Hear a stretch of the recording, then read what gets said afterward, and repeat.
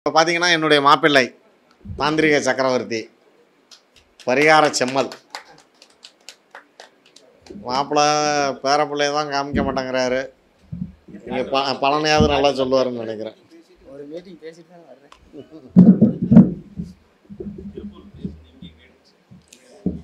அவரு மாமனை முன்னாடி வந்து பார்ப்போன்னு தோணலை. அக்கா தங்கச்சியை பார்த்துட்டு தான் முன்னாடி வருவேன்ட்டு பின்னாடி வர்றாரு. பார்த்துங்க.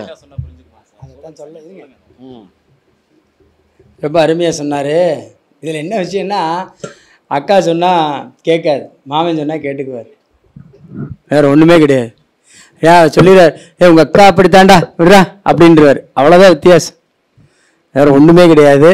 அதனால் எப்போவுமே பெண்களுக்கு சுக்கிரீவனை பார்க்க வரும்பொழுது சுக்கிரனை சந்திச்சுட்டு வந்திருக்கேன். இப்போ பேசுங்க. திருச்சியில் இருக்க உங்களுக்கே இவ்வளோ தூரம் இருந்தால் உங்களுக்கு பொண்ணு கொடுத்தவங்க நாங்கள் எப்படி, அது மதுரைக்கரைங்க. சந்தோஷம். தாந்திரிக பரிகாரங்கள் மட்டும்தான் நம்ம எப்போவுமே பேசுகிறோம். ஏன்னா ஜோதிடம் எல்லாரும் பேசலாம், யார் வேணாலும் ஜோதிடம் பேசலாம். ஆனால் தாந்திரிகம் எல்லாரும் பேச முடியாது, உண்மையாகவே பேச முடியாது. என்ன காரணம்னு சொல்லுங்கள். நடக்கும் பாதையில் கூட நாங்கள் தாந்திரிகத்தை கண்டுபிடிச்சிட்டு போயிடுவோம். ஜோதிடம்னா நீங்கள் தசாபுத்தியை, கிரகம் எங்கே இருக்குது, எங்கே பார்க்குது, எங்கே குத்த வச்சு உட்காருது, எல்லாத்தையும் நம்ம பார்க்கணும். ஆனால் தாந்திரிகம் நார்மலாக பேசினாலே தாந்திரிகம் தான், நார்மலாக பேசினாலே தாந்திரிகம் தான். அப்போ நான் ஒரு சில பரிகாரங்களில் உங்களுக்கு சொல்லலான்னு ஆசைப்பட்றேன். என்ன மாதிரியான பரிகாரங்கள் அப்படின்னா, அதுக்கு முன்னாடி எப்போ நான் சொல்கிறத சொல்லி ஆரம்பித்தாதான் எனக்கு சக்ஸஸ் ஆகும். அருள் பெரும் ஜோதி தனிப்பெரும் கருணை. ஏன்னா ஐயா நிழல் படம் புகைப்படம் எல்லாம் எடுத்துட்டிங்களா? ரைட்டு. இதில் எல்லாருக்குமே வாழ்க்கையில் முன்னேறணும், சக்ஸஸ் ஆகணும் அப்படின்ற ஒரு ஆசை இருந்துக்கிட்டே இருக்கும். ஆனால் நடைமுறை வாழ்க்கையில் எப்படி நம்ம சக்ஸஸ் ஆகலாம்? இப்போது ஒரு பென்சில் இருக்குன்னா அந்த பென்சிலை வச்சு அந்த பென்சிலை ஒரு டிராயிங் வரையலாம். பென்சிலில் வரைஞ்ச டிராயிங்கை நம்ம அழிச்சிடலாம். பேனால் வரைஞ்ச டிராயிங்கை அழிக்கணும்னா என்ன பண்ணணும்? அதுக்காக ஒயிட்னர் வாங்கி அதை அழிக்கணும். இவ்வளோதான் வித்தியாசம், ரொம்பலாம் இல்லை, பெரிய வித்தியாசம்லாம் இல்லை. ஒருத்தர் இப்போ கூட யாரோ ஒரு நண்பர் வாட்சு, யார் பேசுனது சார்? இல்லைங்க அப்படிலாம் இல்லை. வாட்ச் கரெக்டாக வாட்ச் படாதான் அதுக்கு வாட்சின்னு பேர் அப்படின்னு அவர் சொன்னார். ஓகே, நல்ல விஷயந்தான். ஆனால் நல்ல ஜோதிடன் வந்து எதை வாட்ச் பண்ணணுன்றீங்க? கிரகங்களை சரியான முறையில் யார் வாட்ச் பண்ணுறாங்களோ அவங்க தான் நல்ல வாட்ச், நல்ல வாட்ச்மேன் கூட சொல்லலாம். யார் ஒருவர் கிரகங்களை சரியாக ஃபாலோ பண்ணுறாரோ அவரே பெஸ்ட்டு ஃபாலோவர். அப்போது தாந்திரிகம் அப்படின்னா நான் சொல்லுவேன். எங்கிட்ட ஒரு அம்மா வந்து கேட்டாங்க, சார் எப்போ பாரு சம்பளம் வாங்குறேன் சார், 10ஆம் தேதிக்குள்ளே காலி ஆயிடுது. அப்போ நான் கேட்டேன், அப்போ ஏம்மா இஎம்ஐ நிறையா இருக்கும், கடன் வச்சுருப்பீங்க, அதனால் உங்களுக்கு காலியாகும் அப்படின்னேன். இல்லை சார், இதுக்கு ஏதாவது ஒரு வழி சொல்லுங்கள். சரி, கடன் இருக்காமா? அதெல்லாம் இருக்குது சார், அதெல்லாம் எல்லாமே இருக்குது. இந்த சம்பாதிக்கிற பணத்தில் 10 ரூபா மிச்சமாகணும் சார், வெட்டி செலவு ஆகக்கூடாது சார். அப்போ அவங்களோட ஜாதகத்தில் நான் வந்து ஒரு சின்ன பாயிண்ட்ஸை மட்டும் எடுக்கிறேன். சனி வந்து எங்கே இருக்கணும்? பணம் சேவாகணும் அப்படின்னா சனி எங்கே இருக்கணும்? சனி எங்கே இருக்கணும்? 2ல். அங்கே இருந்தால் போதுமா சார்? சரி, ஜாதகமாகவே கேட்போம். சார் உங்களுக்கு சனி எங்கே இருக்கார்? துலாத்தில் இருக்கார். நான் இவரை தான் கேட்டேன், அவசரப்படக்கூடாது. இதுக்கு அதில் அவர் துலாத்தில் இருந்த சுக்கிரன் வந்து கரெக்டு தான், ஓகே எடுத்துக்கலாம். ஆனால் துலாத்தில் அவருக்கு சனி. இப்போ இவருக்கு எந்த இடத்துல துலாம் வந்து எத்தனாம் இடம்? மனைவிக்கு அப்புறம் பணம் வந்துச்சான்னு கேட்டுடலாம், இல்லை தொழில் டெவலப் ஆச்சான்னு கேட்கலாம். இது வந்து ஜோதிடம்னு எடுத்துக்கலாம். ஆனால் இவர் அந்த பணத்தை தக்க வைக்கணும் அப்படின்னா என்ன பண்ணால் தக்க வைக்கலாம்? அந்த பணத்தை எப்படி தக்க வைக்கணும்? நம்ம சேவிங்ஸ் பண்ணி வச்சா தக்க வச்சுக்கலாம் சார், இல்லை நம்ம அதை பண்ணாத, அப்படிலாம் கிடையாதுங்க. நம்ம வாகனத்தில் நிரப்பக்கூடிய பெட்ரோல் எந்த பெட்ரோல் பங்க்கில் இவர் பெட்ரோல் போட்டால் பணம் சேவ் ஆகும்? சிம்பிளான விஷயமா? பெட்ரோல் பங்கு 1 இருக்கா, 4 இருக்கா, 5 இருக்கா? மொத்தமாக எத்தனை கம்பெனி இருக்குது? நம்ம கண்ணுக்கு தெரிஞ்சு சொல்லுவோம் சார், ஒரு 5 தான், சரிங்களா? அப்போது 5 பெட்ரோல் பங்கையுமே 5 கிரகங்களாக வச்சுக்கலாமா? 5 பெட்ரோல் பங்கையுமே ஹெச்பி பெட்ரோல் பங்கு என்ன கிரகம்? Rahu. HP petrol bunk Rahu. Bharat petrol bunk குரு. இப்போது நம்மளுடைய இந்தியன் ஆயில் எடுத்துக்கங்க, என்ன கிரகம்? சூரியனும் செவ்வாயும். இப்படி ஜாதகத்தில் சனி நல்ல நிலைமையில் யாருக்கு இருக்காரோ அவர் எந்த பெட்ரோல் பங்கில் பெட்ரோல் போட்டால் நல்லது, பணம் சேவ் ஆகும். பெட்ரோல்ன்றது காற்றுல கரையிறது தானே. அவர் சொல்லும்போது அந்த ராசி என்ன ராசியில் சனி இருக்குன்னாரு? துலாம் என்ன ராசி? என்ன ராசி? கேட்கல, அப்படி சொல்லுங்க. பெட்ரோல் காத்தா போகுமா போகாதா? அப்போ அவருக்கு பணம் சேவ் ஆகுமா ஆகாதா?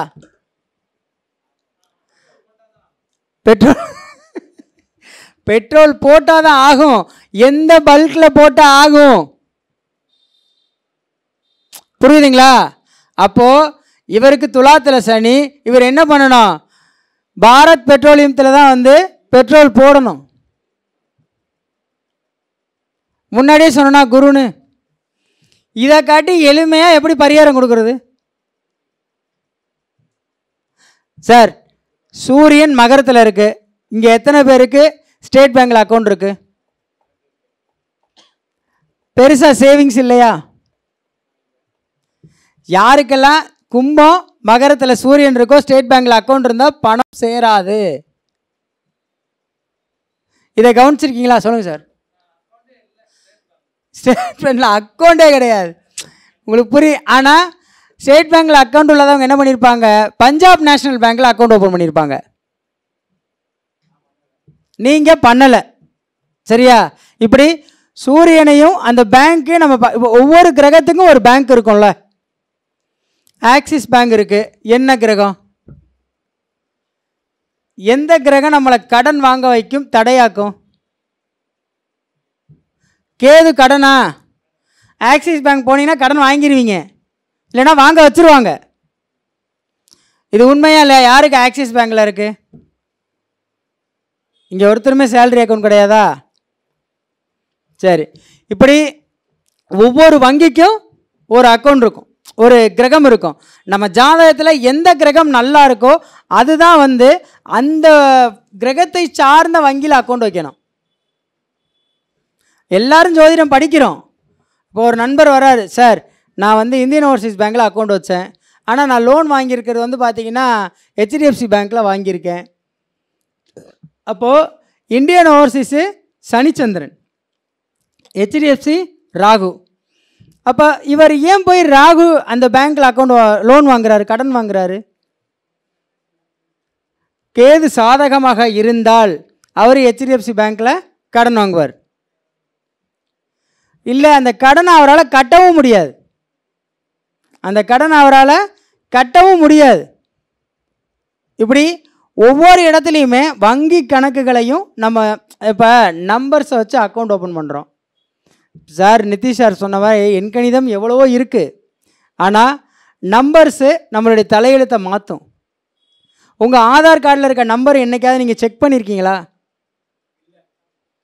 ஒரு நாள் செக் பண்ணியிருக்க மாட்டீங்க. வாகனத்தை செக் பண்ண நீங்கள் இந்தியாவிலேயே நம்மளுடைய மிகப்பெரிய ஒரு அடையாளம் அப்படின்னு சொல்லக்கூடிய ஆதார் கார்டு நம்பரை செக் பண்ணதே கிடையாது. இப்போ அந்த ஆதார் கார்டு நம்பர் நம்ம ஜாதகப்படி சரியில்லைன்னா நம்பரை மாற்ற முடியுமா? முடியாது. ஆனால் அந்த ஆதார் எண்ணோட நம்ம ஒரு எண்ணை எழுதி வச்சுக்கலாமா பாக்கெட்டில், ஒரு பேப்பரில்? இது செய்ய முடியும்ல. ஆதார் அட்டையோட ஒரு பின்னாடி ஒரு பேப்பர், ஒரு நம்பரு வரிசையாக இருக்குது. உங்கள் நம்பரு கடைசியில் ஒரு 12 நம்பர் இருக்கா, 13ஆவதாக ஒரு நம்பர் சேர்த்தா உங்களுக்கு அந்த ப்ராப்ளம் இல்லாமல் இருக்கும். அரசு துறைகள்லையோ அரசு சம்மந்தப்பட்ட இடத்துலையோ இல்லை டாக்குமெண்ட் இஷ்யூவோ எதுவுமே இல்லாமல் இருக்கணும்னா அந்த மாதிரி நம்பர் ஏதாவது இது வரைக்கும் எழுதி வச்சுருப்பீங்களா, இல்லை நோட் பண்ணியிருப்பீங்களா? யாருமே அதை தெரியாது. நம்ம வண்டி வாங்குகிறோம், ஒரு 2 வீலர் வாங்குகிறோம், எந்த மாடல் வாங்குகிறோம் அந்த மாடல் வந்து பார்த்திங்கன்னா நம்மளோட தசாபுத்தியோடு போட்டு பார்க்கணும். சார் 2010 ஒரு வாகனம் வாங்குகிறேன் சார், 2010 ஒரு வாகனம் வாங்குகிறேன். அப்போ அந்த தசாபுத்தி பார்த்திங்கன்னா செவ்வாய் தசை நடக்குது. செவ்வாய் தசை புதன் புத்தி சார், செவ்வாய் தசை புதன் புத்தி. நான் அந்த வாகனத்தை வாங்குகிறோம், நான் வாங்கலை, என்னுடைய வாடிக்கையாளர் வாங்குறாரு. அந்த வருஷம் பார்த்திங்கன்னா அவருக்கு ஹாஸ்பிட்டல் எக்ஸ்பென்ஸ் அதிகமாகுது 2010. அப்போ நான் அந்த வாகனத்தை அவர் விற்றுடுறார். அதுக்கப்புறமேலு பொறுமையாக இருக்கார். மீண்டும் என்ன பண்ணுறாரு, சரி ஏதாவது ஒரு வண்டி வாங்கலான்னு சொல்லி 2025 இப்போது 2010 மாடல் வண்டியை வாங்கணுன்றார். கிடைக்குமா? நான் சொன்னது உங்களுக்கு புரியலையா சார்? அந்த டைமு அவர் தொழில், அவருடைய வேலை எல்லாமே நஷ்டமாகுது. அவர் வச்சுருந்த வாகனத்தை விற்கிறாரு. அதே வருடம் சார்ந்த ஒரு வண்டியை வாங்கும் போது அந்த பிரச்சனை வருமா வராதான்னு தான் கேட்குறேன். இதுதான் ஒரு வாகனம் வாங்கும்போது கூட, ஒரு பழைய வாகனம் வாங்குனீங்கன்னா நீங்கள் வாழ்ந்த வருடத்தையும் அந்த வாகனத்தினுடைய வருடத்தையும் நல்லா கவனித்து வாங்கணும். ஜோதிடத்தில் தசாபுத்தியை பார்த்தா மட்டும் பத்தாது. நம்ம என்ன சாப்பாடு சாப்பிட்றோம், பொன்னரிசி சோறும் கிடைக்கும், பச்சரிசி சோறும் கிடைக்கும், ஏன் ரேஷன் அரிசி சோறும் கிடைக்கும். எல்லா நாளும் பிரியாணி சாப்பிட முடியாது, எல்லா நாளும் பிரியாணி சாப்பிட முடியாது. ஆனால் வண்டி வாகனங்களை பொறுத்த வரைக்கும் ஒரு விபத்தை தவிர்க்கக்கூடிய வாகனமாக நம்ம வாங்கி அமைச்சுக்கணும். இப்போ பரிகாரங்கள் எல்லாமே இருக்குது சார். 2 பச்சை ஆஃபீஸில் பிரச்சனையாக 2 பச்சை மிளகா எடுத்துகிட்டு போங்க சார், அதை காட்டி ஒரு பரிகாரம்லாம் இருக்குது. நம்ம வீட்டில் எதிரி இருக்கான்னு வைங்களேன், எதிரி இருக்கான், இந்த எதிரியை அடக்கணும், அவன் வாயை ஒடுக்கணும், அவன் பேசவே கூடாது, நம்மளை பார்த்தா தெரிச்சு ஓடணும். ஐயோ இவனா, புரியுதுங்களா, ஐயோ இவனான்னு சொல்லணும். அந்த அளவுக்கு அந்த எதிரியை அடக்கிறதுக்கு நம்ம ஒரு பரிகாரம் பண்ணணும். எல்லாருக்கும் தெரியும், அமாவாசை டைமில் என்ன உடைப்போம், டிஸ்டி பூசணிக்காய் உடைப்போம். இந்த டிஸ்டி பூசணிக்காய் வந்து எல்லாருமே என்ன பண்ணுவாங்க, மேலே ஒரு ஓட்டையை போட்டு அதில் ஒரு குங்குமத்தை போடுவாங்க. ஆனால் இந்த எதிரியை ஓட ஓட விரட்டணும் அப்படின்னு நினச்சிங்கன்னா டிஸ்டி பூசணிக்காயில் நடுவில் ஒரு ஓட்டை போடுங்க. எதிரியோட புகைப்படம் இருக்குல்ல, எதிரியோடைய புகைப்படத்தை மாட்டுச்சாணத்தில் லாக் பண்ணி அந்த பூசணிக்காய் வச்சு ஆற்றுப்படுகையில் புதைச்சிருங்க. உங்கள் பக்கமே வரமாட்டான். இதுதான் தாந்திரிகம். நம்ம ஒன்றும் மாந்திரிக வேலை சொல்லி கொடுக்கல, இது தாந்திரிகம். மாந்திரிக வேலைன்னா பூசணிக்காயில் அவங்க ஃபோட்டோவை ஒட்டி 2ஆக வெட்டுன்னு சொல்லிட்டு போயிடலாம். நல்ல அமாவாசை நேரில் ராகுகால நேரத்தில் எதிரி காலியாகிடுவான். அது நமக்கு தேவையில்லையே. பாவம் பண்ணுறது நம்மளுடைய வேலையும் கிடையாது. அப்படி ஒவ்வொரு டைமும் ஒவ்வொரு பரிகாரம் பார்த்திங்கன்னா ரொம்ப சிம்பிளாக இருக்கும். இன்னொரு பரிகாரமும் இருக்குது. எதிரி நம்ம பேசாமல் இருக்கணும் சார், இவன் பேசிக்கிட்டே இருக்கானா ஒரு முழு தேங்காய் எடுங்க, அந்த தேங்காயில் இருக்க தண்ணியை கீழே ஊற்றுங்க, அதுக்குள்ளே அவனோட ஃபோட்டோவில் பெருக்கல் குறி போட்டு உள்ளே போடுங்க. ஆட்டோமேட்டிக்காக என்ன ஆகும், தேங்காய் அழுகும் போதே அவன் பேச மாட்டான். இதெல்லாம் ஒரு எளிமையான பரிகாரம் தான். இதை காட்டி இன்னும் எதிரி விரட்டுறதுக்கு பரிகாரம் இருக்குது. 5 விதமான குச்சி எடுங்க. சொல்லுங்கள் சார். ஒரு தேங்காயை எடுத்து 3 கண்ணில் ஒரு கண்ணை ஓப்பன் பண்ணுங்கள். ஓப்பன் பண்ணிவிட்டு அந்த தண்ணியை கீழே ஊற்றிட்டு உள்ளே அந்த எதிரியினுடைய ஃபோட்டோ அவனோட ஃபோட்டோவில் வாயில் பெருக்கல் குறி போடுங்க. போட்டு அப்படியே உள்ளே தள்ளுங்க. ஆட்டோமேட்டிக்காக அது இதுவாயிரும். இது என்னுடைய ஒரு யூடியூபர் இந்த பெருக்களை போட்டு இன்னும் பிரபல்யமாக ஆகிட்டார் ஒருத்தர். காலையில் தான் பேசிக்காரு. ஏன்னு கேட்டிங்கன்னா அருமையான பரிகாரம் அது. அதை வந்து கமெண்டில் போட்டு கொளுத்துறாங்க. கொளுத்துட்டோம், அதை நான் பேசிக்கிறேன். பரிகாரம் நல்ல பரிகாரம் தான். எனக்கு கமெண்ட் போடணும்னு நினைக்கிறவங்க தயவுசெய்து இன்னும் கேவலமாக எவ்வளோ திட்டி போட முடியுமோ போடுங்க. ஏன் இதை சொல்கிறேன் அப்படின்னா, என் ஜாதகப்படி என்னை யாரெல்லாம் திட்டுறீங்களோ நான் கோடீஸ்வரன் ஆகிட்டு வருவேன்.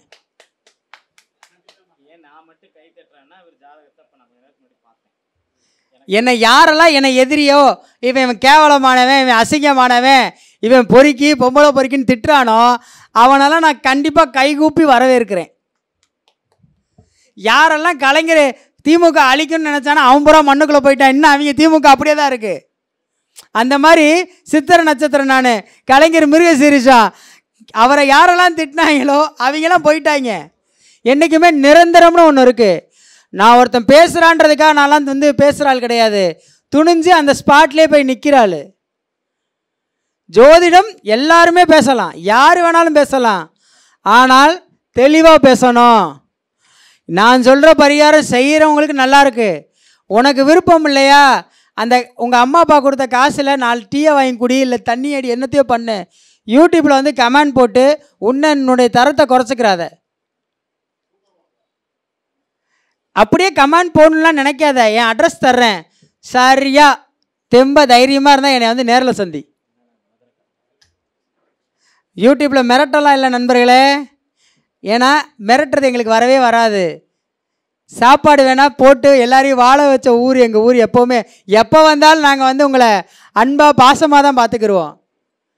பழகிப்பார் பாசம் தெரியும், பகைத்துப்பார் பகைமை தெரியும்னு சொல்கிற ஊர். சாமிக்கே கல்யாணம் பண்ணி பார்க்குற ஊர் எங்கள் ஊர். நாங்கள் சாமியை தேடி போக வேணும் இல்லை, சாமி எங்களை தேடி வரும். நீங்கள் திருப்பதி ஏழுமலையான வந்து போய் பார்க்கணும், அதே ஏழுமலை எங்களை தேடி வருவார். புரியுதுங்களா? நேர்மை இருக்கணும், அவ்வளோதான். ஒரு பரிகாரம் சொல்கிறோம் அப்படின்னா நல்லபடியாக அதை தெரிஞ்சுக்குங்க. ஒரு தேங்காய் பரிகாரம் சொன்னால் பாவம் அந்த ஒரு அண்ணா சொல்லி யூடியூப்பில் கமெண்ட்லாம் போட்டாங்க. அண்ணா என்ன சொன்னேன், அண்ணன் இன்றைக்கி அந்த பரிகாரத்தை நான் சொல்கிறேன், எவன் கமெண்ட் போடுறான் நான் பார்த்துக்கிறேனே அப்படின்னு. மேடையில் பேசுகிறோம், சாதாரண ஜோசிக்காரன் மட்டும் நினச்சிடக்கூடாது எப்போவுமே. எங்கள் அப்பா அடிக்கடி ஒரு வார்த்தை சொல்லுவார், டே மகனே பணபலம் தேவையில்லடா மகனே, படைபலம் போதும்டா, தானா பணபலம் வந்துடும்டான்னுவார். புரியுதுங்களா? ஒருவன் வாழும் வாழ்க்கை எதில் தெரியும்? அவனை சார்ந்திருக்கக்கூடிய கூட்டத்தை வச்சு தான் அவனை முடிவு பண்ணுவாங்க. ஒரு ஜாதகம் பார்க்க ஒருத்தர் வர்றாரா, தைரியமாக பலன் சொல்லுங்க. ஐயா 4 பேரை கொன்னாதான் டாக்டரு, 40 தடவை நீ தப்பாக ஜோசியம் சொன்னாதான் உண்மையான ஜோசியர். நீ தவறா ஜோசியம் சொல்லலை அப்படின்னா நீ ஜோசியரே கிடையாது. தப்பாக ஜாதகம் ஃபஸ்ட்டு பாரு, முதல்ல கஷ்டப்படு, அடுத்து நஷ்டப்படு, அதுக்கப்புறம் இஷ்டப்பட்ட மாதிரி வாழு.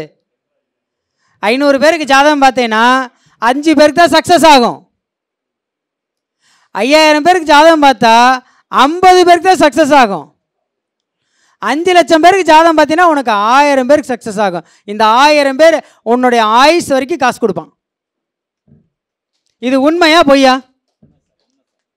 உண்மைனா கை தட்டலாம், இல்லைனா இறங்கி போடான்றலாம், ஒரே வார்த்தை. ரைட். ஏன்னா ஒரு மேடையில் பேசக்கூடியவர்களுக்கு எது ரொம்ப முக்கியம்னா கைத்தட்டல் தான் ரொம்ப முக்கியம். யாரெல்லாம் கை தட்டுறீங்களோ பணம் வரும், நாளைக்கே வரும், இப்போ கூட வரலாம். அதில் நம்மளுடைய வரா கடன் ஒன்று இருக்கும்ல, கொடுத்த பணம் திரும்பி வரணும். இந்த கொடுத்த பணம் திரும்பி வரணும்னா ஒரு பரிகாரம் சொல்கிறேன் எளிமையான முறையில். என்ன அப்படின்னா, இந்த பணத்தை கொடுத்துருப்பீங்க, கடன் அப்படின்னா என்ன, கேதுன்னு நான் சொல்லிட்டேன். கேது அப்படின்னா என்ன, சேவல் கேதுவா அல்லது சேவல் கேது தானே. அப்போது கொடுத்த பணம் வரணும் அப்படின்னா, இப்போ சேவல் கடனை அடைக்கணும்னா சேவலை அடைக்கணும், பணம் வரணும்னா சேவலை திறந்துடணும். நைட் என்ன பண்ணணும்னா, ஒரு சின்ன ஒரு பிளாஸ்டிக் வீடு ஒன்று செஞ்சு வச்சுக்கோங்க, ஒரு தர்மாக்கோல் ஷீட்டில் கூட. அதுக்குள்ளே என்ன பண்ணிடுங்க, ஒரு சேவலை அடைச்சி வச்சுருங்க. நைட்டு பகல் பூரா என்ன பண்ணுங்க, சேவல் எடுத்து வெளியே வச்சுருங்க. இதில் 2 ப்ராசஸ் உண்டு. நீங்கள் நைட்டு ஃபுல்லாக அடைஞ்சிருக்கா, உங்கள் கடன் அடைய ஒரு வழி கிடைக்கும். இன்னொன்று, வெளியே ஃபுல்லாக சுற்றுதா, உங்கள் காசு திரும்பி வர்றதுக்கு வழி கிடைக்கும். இதெல்லாம் வந்து என்ன சொல்ல, நம்ம சொல்லி நடந்து தான் இதை சொல்கிறோம். இதே திருச்சியில் எனக்கு தெரிஞ்ச ஒரு நண்பர், டாஸ்மார்க்கில் பெரிய அதிகாரி. அவர் பத்திரம் 30 வருஷமாக வரவே இல்லை. நம்ம பச்சை மிளகா பரிகாரம் பண்ணார், 10 நாளில் பத்திரம் வந்துருச்சு. என்னை நேரில் வந்து சந்திட்டு வந்தார். அப்போ நான் சொன்னேன், என்ன சார் நான் உங்களுக்கு ஜாதகமே பார்க்கலேன்னு. நான் உங்களை ஜாதகம் பார்க்குறதுக்காக வரலைங்களே, யூடியூப்பில் உங்கள் வீடியோ பார்க்குறேன், எனக்கு ஒரு சில விஷயங்கள் நடந்துச்சு, உங்களை சந்திக்க வந்தேன்.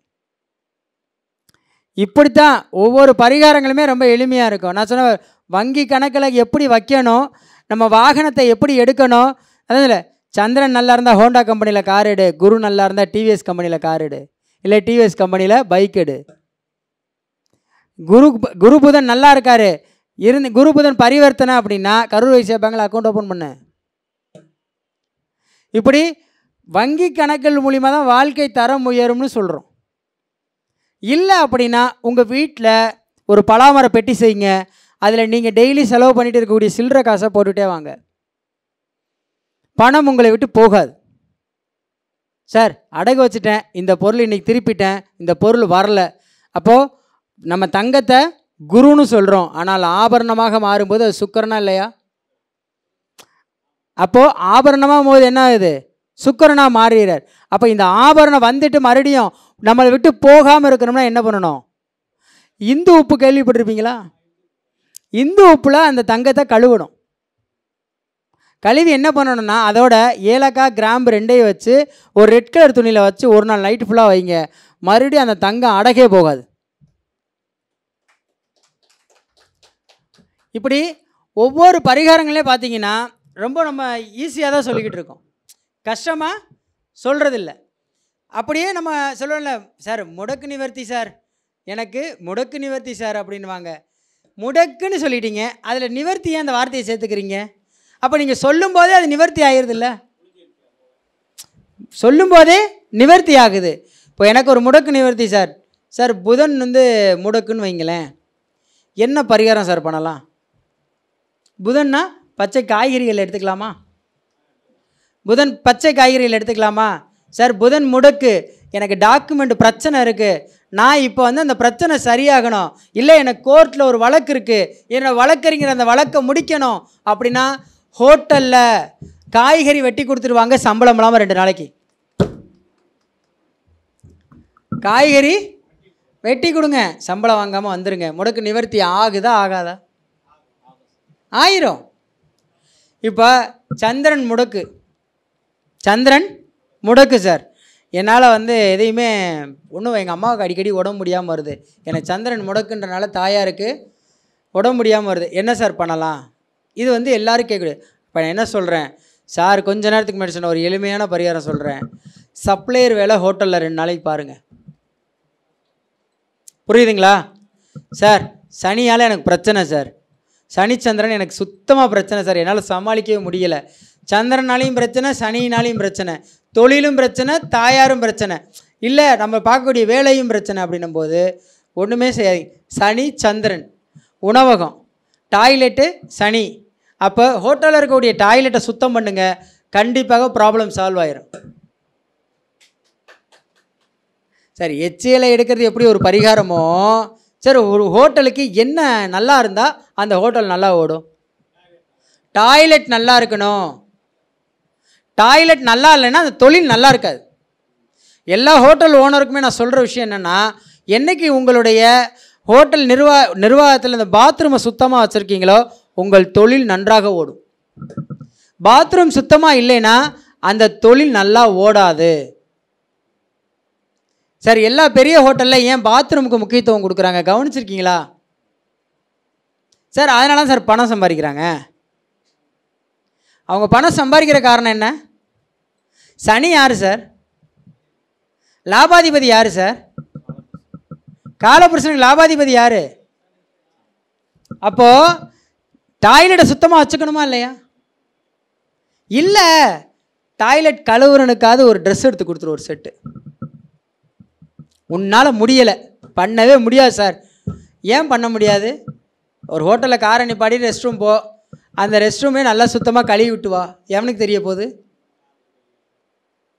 பரிகாரம் பண்ண எவன் ஒருவன் பயப்படுகிறானோ, எவன் ஒருவன் அந்த பரிகாரத்துக்காக கண்டு அஞ்சுறானோ, எவன் ஒருவன் அந்த பரிகாரத்தை நம்பிக்கையெல்லாம் பண்ணுறானோ அவனுக்கு அந்த பரிகாரம் நடக்கவே நடக்காது. நீ ஒரு ஜோதிடர்கிட்ட போய் 50,000 கொடுத்து பரிகாரம் பண்ணாலும் இரட்டைத்தன்மையுடன் பரிகாரம் பண்ணும் பொழுது அந்த பரிகாரம் பலிக்காது. நடக்குமா நடக்காதா, இது ஆகுமா ஆகாதா, வருமா வராதா, இந்த மாதிரிலாம் யோசித்து பரிகாரம் பண்ணும்போது கண்டிப்பாக பரிகாரம் நடக்காது. உங்கள் தலையெழுத்தை மாற்றணும் அப்படின்னா ஒரு சில தாந்திரிக டிப்ஸ் இருக்குது. சார் எனக்கு ஜாதகத்தில் எனக்கு பணமே சேரலை சார், ஏன்னா என்ன சார் பண்ணலான்னா, நான் ஒரு 2-3 வங்கி கணக்கை தான் மாற்றி விட்டேன் ஒரு நண்பருக்கெலாம். இன்றைக்கி பணம் குண்டக்க மண்டக்க வருது. ஒரு ஃபேக்ட்ரியில் 20 பேர் வேலை பார்க்குறாங்க சார். என்கிட்ட வர்றாரு, சார் உங்களுடைய வங்கி இந்த திசையில் உங்களுடைய தொழில் ஸ்தாபனம் இருக்குது, இதில் என்ன பண்ணுறீங்க அப்படின்னா இந்த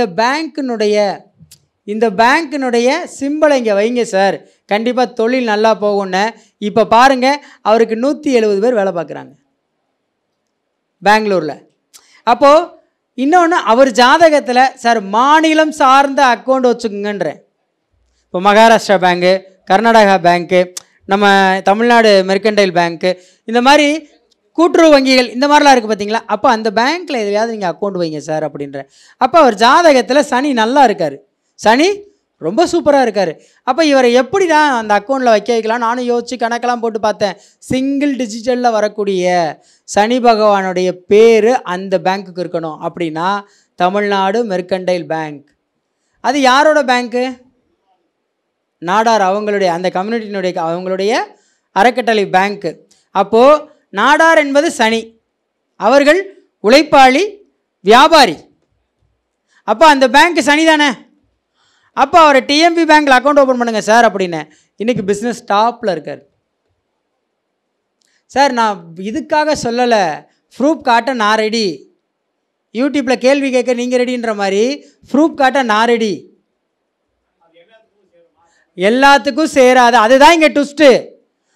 நம்ம ஒரு ரோட்டில் நமக்கு பைபாஸை ஒதுக்கி விடுறாங்கன்னா 2 பக்கமும் தானே பிரித்து விடுவாங்க. 2 வீலருக்கு, காருக்கு ஸ்பீடாக போகிறதுக்குன்னு 4 ட்ராக்காக தானே இருக்கும். அந்த மாதிரி ஜோதிடத்தில் 5 விரலும் ஒரே மாதிரி இருக்காது சார். சார் குருவுக்கு ஒரு குணம் இருக்கும், ராகுக்கு ஒரு குணம் இருக்கும், சந்திரனுக்கு ஒரு குணம் இருக்கும், சுக்கிரனுக்கு ஒரு குணம் இருக்கும், சரிங்களா. எல்லா கிரகங்களுக்கும் ஒரு குணம் இருக்கும். ஆனால் இந்த ஜோதிடத்தை பொறுத்த வரைக்கும் அனைத்து பிறப்புமே வெவ்வேறு தான். ஒரு குழந்தை பிறந்தால் அப்பாவுக்கு நல்லா இருக்கும், ஒரு எப்படி நல்லா இருக்கும். அப்போ அந்த குழந்தை உருவாகும் போது அங்கேயே கவனிச்சிருக்கணும்ல. இன்றைக்கி ஜாதகம்னு உங்கள்கிட்ட கொடுத்தா 240 நாள் தள்ளி போய் ஜாதகம் பார்த்து பாருங்கள். எத்தனை நாள்? 240 நாள் தள்ளி ஜாதகம் பார்த்து பாருங்கள். கரெக்டாக அந்த தசாபுத்தி வேலை செய்யும். 2 பேருக்கு ஜாதகமே இல்லை, திருமணம் பண்ண அன்னைக்கு தாலி கட்டின டைமையும் அந்த டேட் ஆஃப் பர்த்தையும் போட்டு பாருங்கள். கண்டிப்பாக அவர்களுக்கு ஜாதகம் இல்லாதவர்களுக்கு அந்த திருமண நாள் தான் தசாபுத்தியாக வேலை செய்யும். நிறைய பேரை பார்த்துருக்கோம், இது கண்டிப்பாக உண்மை சார். பெயர் பொறுத்த ஒருத்தரை வாழ வைக்கிறதோ இல்லையோ, அல்லது பிறந்த பொறுத்த ஒருத்தரை வாழ வைக்கிறதோ இல்லையோ, திருமண பொருத்தம் ஒருத்தரை வாழ வைக்கும். திருமண பொருத்தம்னா 2 ஜோடிகள் சேரக்கூடிய நாள், அந்த நாள் அவர்களை ஒற்றுமையாக வாழ வைக்கும். ஏன் சார் ஒரு சிலர் 80-90 வயசு வரைக்கும் கணவன் மனைவியை சந்தோஷமாக இருக்காங்க? அவங்க திருமணம் பண்ண நாளை கேளுங்க, சூப்பர் நாளாக இருக்கும். இன்றைக்கி கரிநாள்லையும் கல்யாணம் பண்ணுறான், அஷ்டமி நவமிலையும் கல்யாணம் பண்ணுறான். ஆக்சுவலாக சூரியன் மறைஞ்சதுக்கப்புறம் தான் கல்யாணமே பண்ணணும். இப்போ யார் சூரியன் மறைஞ்சதுக்கப்புறம் கல்யாணம் பண்ணுறா? பண்ண மாட்டாங்க சார், வேலை தோது அப்படி சார். எல்லாருமே பிஸியாக இருக்காங்க, இல்லையா? சூரியன் உதிக்கிறதுக்கு முன்னாடி கல்யாணம் பண்ணிடணும்.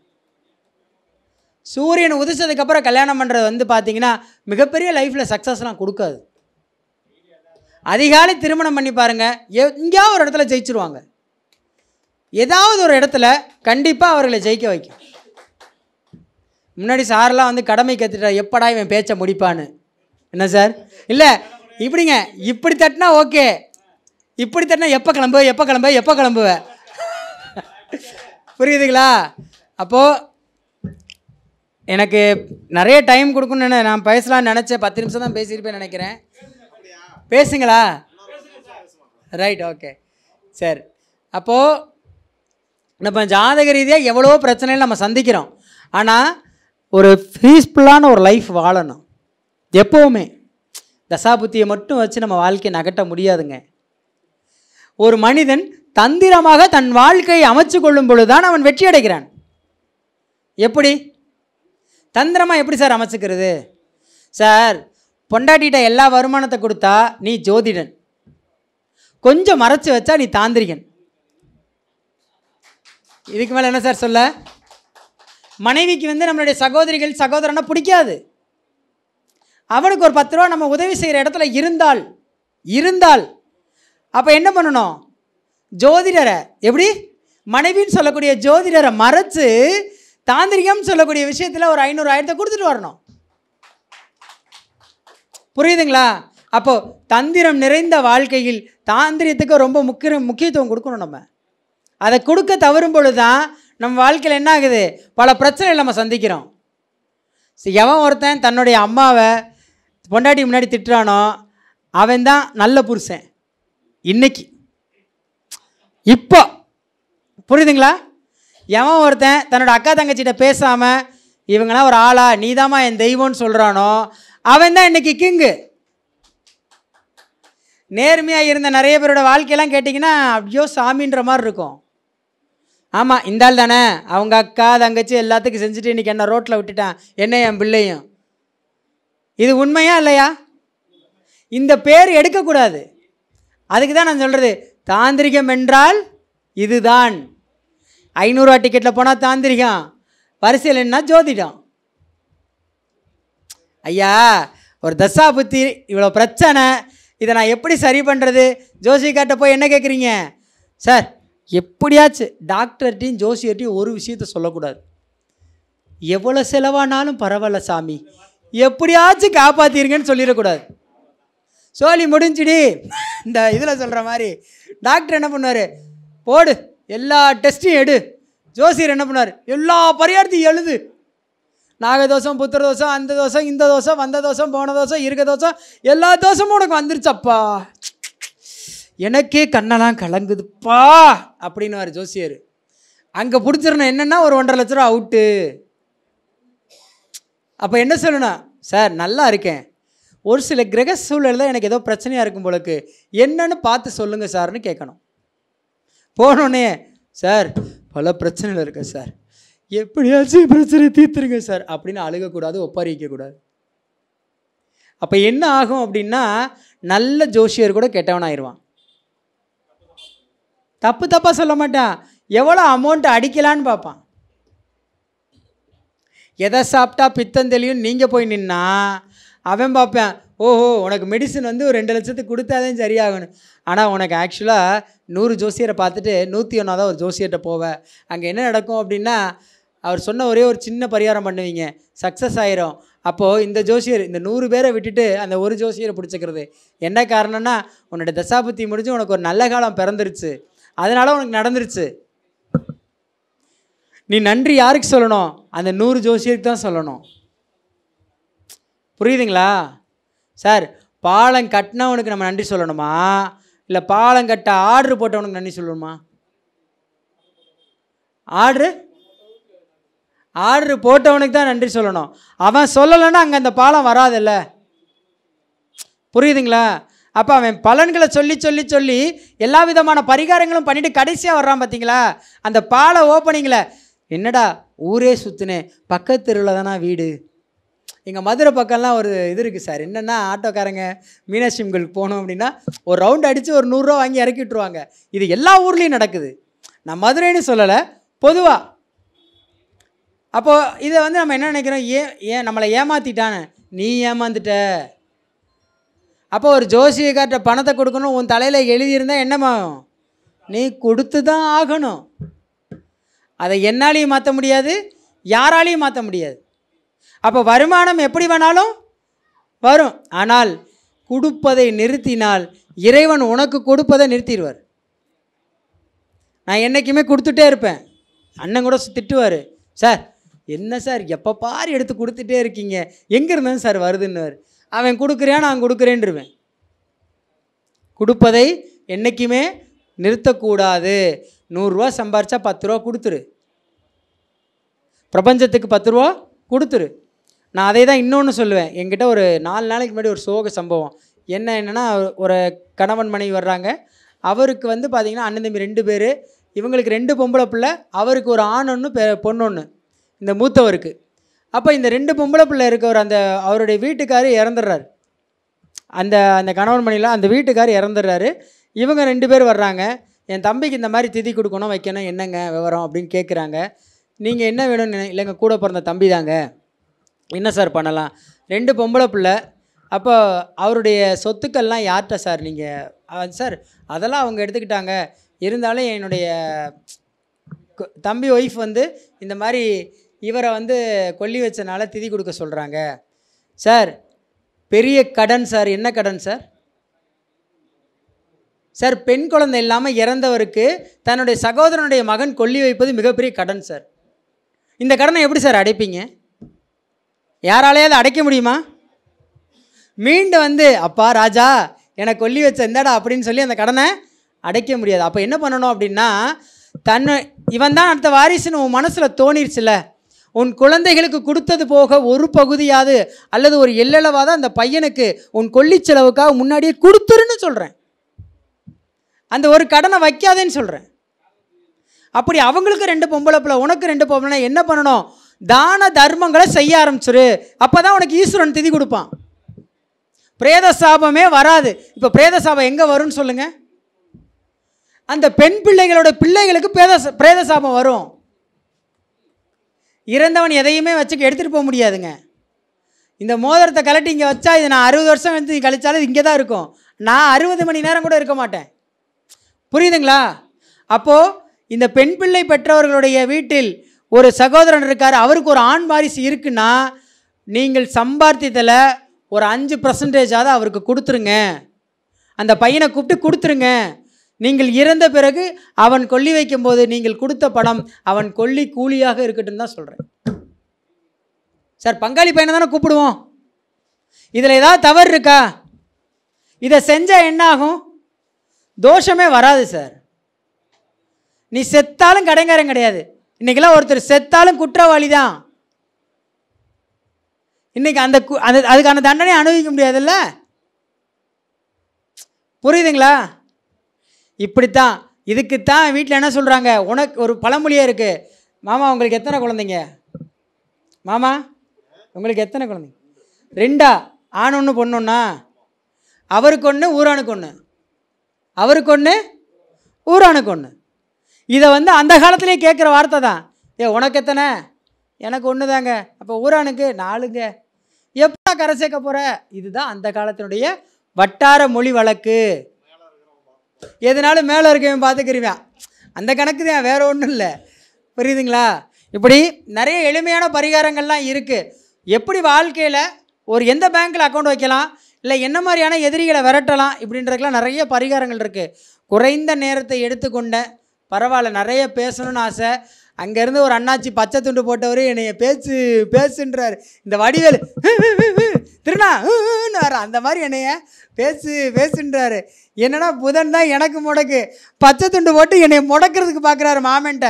மாமன்னாலே புதன் தான். பின்னாடி ஆள் வந்துருச்சா? புரியுதா? அப்போ கிரகம் கரெக்டாக வேலை செய்யுதா? முன்னாடி ஒருத்தர் பச்சை சட்டை போட்டு இவன் எப்போ பேச்ச முடிப்பான்னு கூப்பிட்டு அவரை கேட்டுக்கிட்டே இருக்காரு.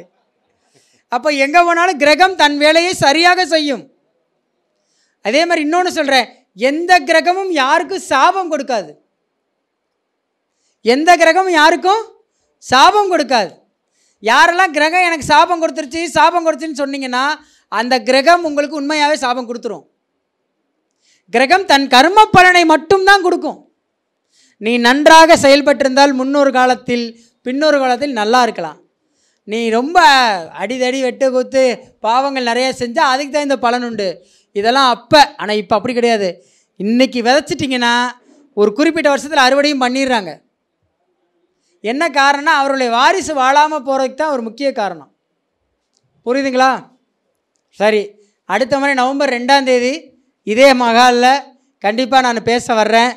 என்ன விஷயம்னா, இங்கே வரக்கூடிய எல்லாருக்குமே ஒரு விஷயம் நல்லது நடக்கும். தொழில் சிறப்பாக இருக்கணும் அப்படின்னா ரெங்கநாச்சியார் ஜோதிட கருத்தரங்கு கண்டிப்பாக நீங்கள் வந்தீங்கன்னா உங்கள் தொழில் மேன்மை வரும்.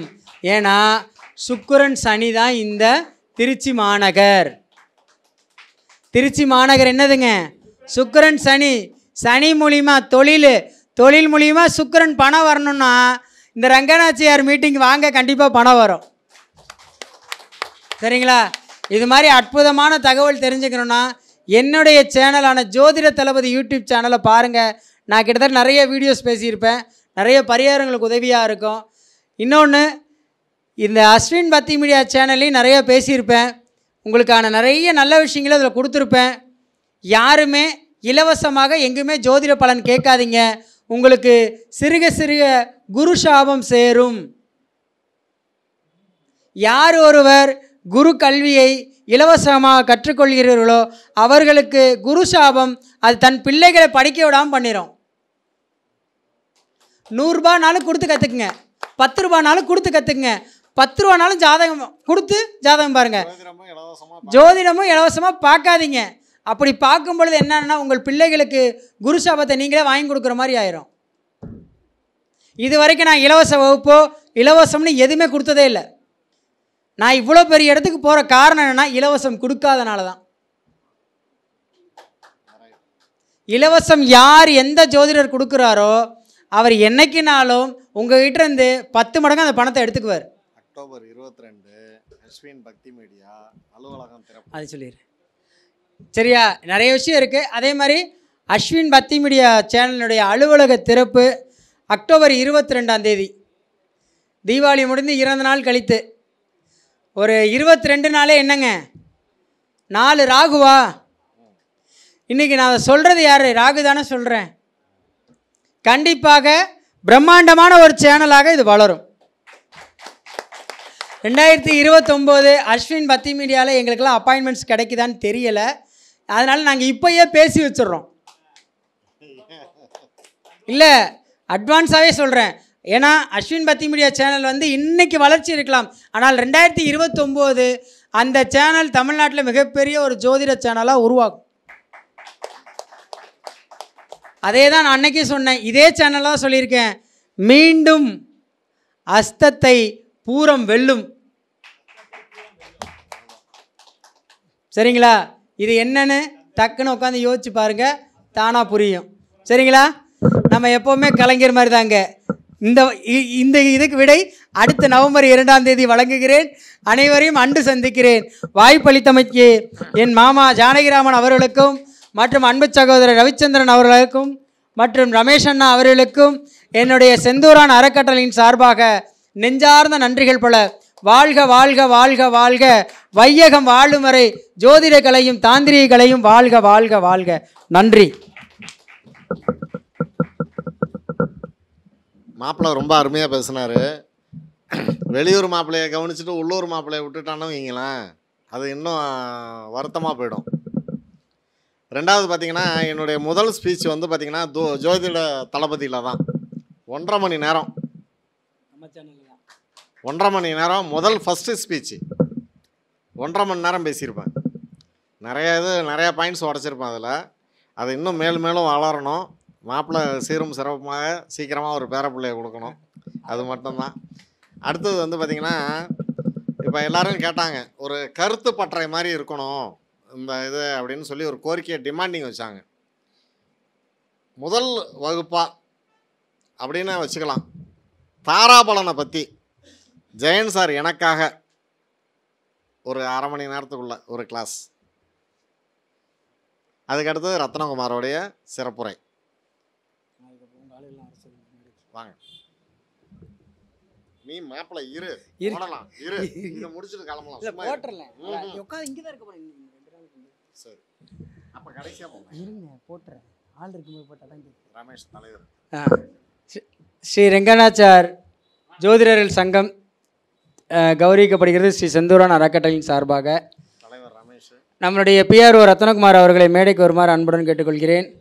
மற்றும் செயலாளர் சங்கர் அவர்களை மேடைக்கு வருமாறு அன்புடன் கேட்டுக்கொள்கிறேன். இவர் தான் செந்தூரான் அறக்கட்டளையினுடைய பிஆர்ஓ ரத்னகுமார் அவர்கள். பிஆர்ஓ மக்கள் தொடர்பே வேணான்றாரு. இல்லை, மக்கள் தொடர்புனாலே அவருக்கு அலர்ஜியாக இருக்குது. நம்ம மக்களை வச்சு தான் சம்பாதிக்கிறோம். போட்டுருங்க. ரவிச்சந்திரன் ஐயா அவர்களுக்கு ரத்னகுமார் அவர்கள் பொன்னாடை போற்றி கௌரவப்படுத்துகிறார். சங்கர் அவர்களுக்கு சங்கரே பொன்னாடை போற்றி கௌரவப்படுத்துவார். திருவாதிரை நட்சத்திரம். அடுத்து மணிகண்டன் அவர்களுக்கு திரு ரத்னகுமார் அவர்கள் நம்மளுடைய செந்தூரான் அறக்கட்டளையினுடைய பிஆர்ஓ. சொல்லாதீங்க ஐயா, அலர்றாரு என்னன்னு தெரியல. ஸ்ரீ செந்தூரான் அறக்கட்டளை நிறுவனத்தினுடைய நிறுவனர் வீரராகவா ராகவன் அவர்கள் மேடைக்கு வருமாறு அன்புடன் அழைக்கிறோம். வீர ராகவன். யாருக்கெல்லாம் லைஃப்பில் வந்து திடீர் பணம் வரணும் அப்படின்னா ஸ்ரீபெரும்புதூரில் இருக்கக்கூடிய வீரராகவ பெருமாள் கோயிலுக்கு போயிட்டு வாங்க. ரொம்ப நாளாக வர வேண்டின்னு நினைக்கிறது. வாங்க மேடைக்கு வாங்க. தலைவர் இல்லை, நான் அவருக்கு போடுறேன். அஸ்வின் பத்தி மீடியனுடைய சேனல் உரிமையாளர் உயர் திரு ஹரி அவர்களை மேடைக்கு வருமாறு அன்புடன் அழைக்கின்றோம். நம்மளுடைய செந்தூரன் அறக்கட்டளையின் சார்பாக மரியாதை செய்யப்படுகிறது. ரோகிணி நட்சத்திரம் அவர்கள் இப்பொழுது பார்த்துங்க, கண்ணனே சொல்லிட்டு வந்துட்டாரு.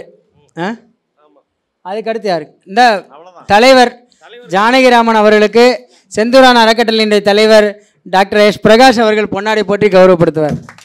இந்த வேர்ல்டுலேயே நாங்களே பேசி நாங்களே பொன்னாடை போத்துறோம். பார்த்தீங்களா, அவருக்கும் க்ரீன் தான் வருது. இது ரங்கநாச்சியாருங்கிறது எல்லாருக்கும் பொதுவானது தான். எல்லாருமே உறுப்பினர் தான், எல்லாருமே தலைவர் தான்.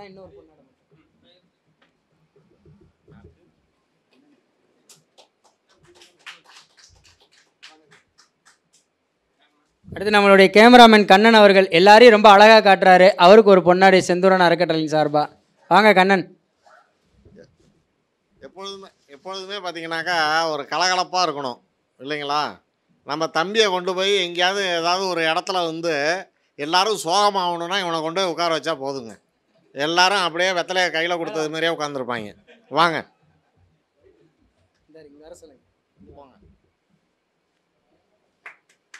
பாருங்க, இந்த மூஞ்ச பாருங்க.